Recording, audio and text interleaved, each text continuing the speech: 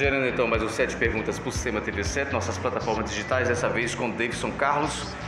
Ele é jovem, bonito, dono de uma beleza ímpar, atraidor da atenção de pessoas, porém de família conservadora e boêmia.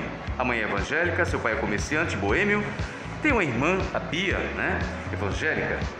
Bom, ele segue os princípios, mas não 100% da prática, e prefere o social e o entendimento e a busca por somas e resultados positivos na vida. Assim eu conheci o Davidson Carlos na época com 14 anos e hoje temos muitas histórias e realizações ímpares. E os 7 perguntas, num rápido reflexo sobre essa pessoa, hoje pai e convivente com a primeira namorada e única esposa. Então, isso é mais um diferencial da personalidade do brother aqui. Bom, Davidson, vamos iniciar então aqui o nosso 7 perguntas. E a primeira pergunta é a seguinte: eu estou um pouco contra a luz aqui nessa academia, aqui no hall principal, no panorâmico aqui do Otto, mas deixe-me ver aqui, eu tenho que angular legal você. Ok. A primeira pergunta é a seguinte: suas traquinagens de infância marcantes. 3 traquinagens de infância marcantes. Bom, já faz algum tempo, né? Uns 30 anos? Por aí. Mas eu lembro algumas que marcaram, né? Eu lembro muito jovem ainda, morava no bairro de Pirangi e por volta de 5 anos de idade, 6, lá tinha um pé de azeitona gigante, muito alto. E eu era viciado, né? Gostava muito da azeitona. E subia nesse pé como um macaco só num galho fino, né? Então as pessoas me viam muito alto, não se assustavam, mas aquilo ali tirava de letra, né? Acho que uma segunda traquinagem, né? As consequências foram bem desagradáveis, né? Peraí, calma, você falou do pé da azeitona, mas não contou o que aconteceu. Não, aconteceu que era um risco, né?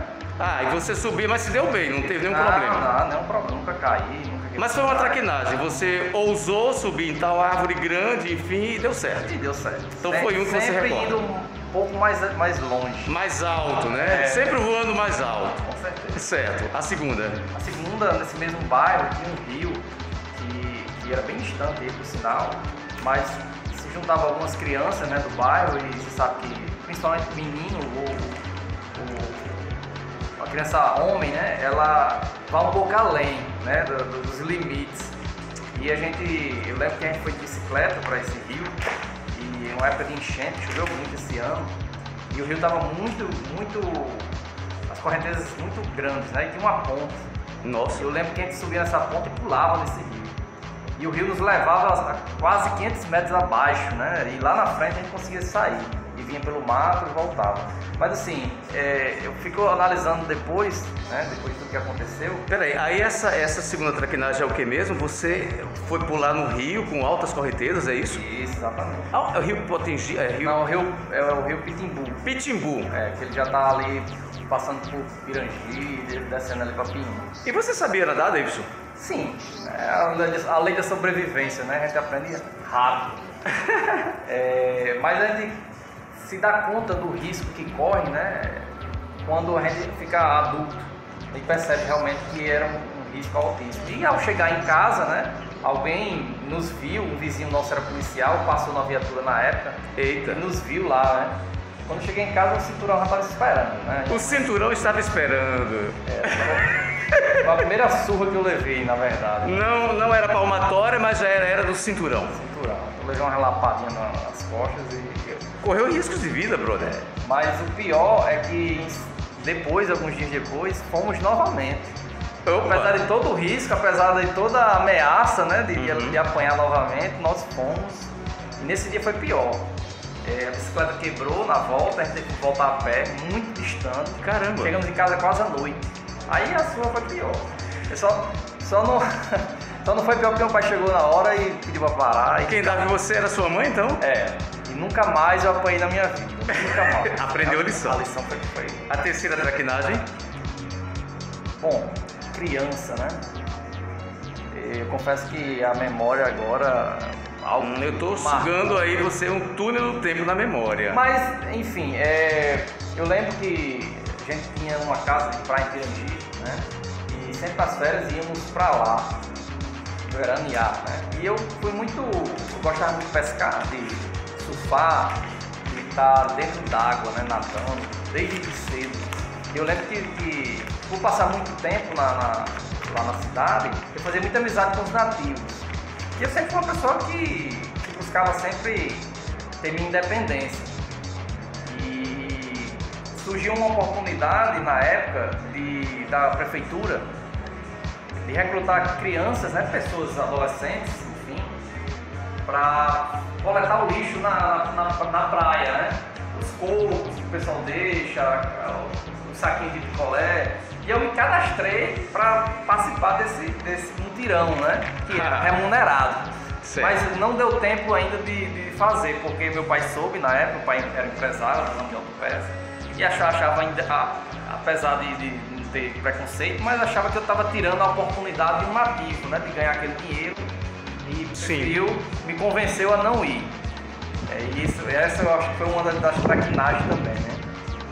Ok, então vamos então para a segunda pergunta. O seu primeiro trabalho, tá certo? O primeiro gasto, né, com o seu recebimento financeiro, né? E a sua primeira grife de roupa. Você é de uma época, eu acredito que hoje também, a galerinha, né, vai nessa onda de grife, aquele sonho de consumo. Vamos lá, primeiro trabalho, o primeiro gasto e pagamento com o dinheiro do seu primeiro trabalho e a sua primeira grife de roupa. Bom, eu me considero uma pessoa muito precoce, né? Desde criança sempre fiz as coisas muito precocemente. Uma delas foi trabalhar muito cedo.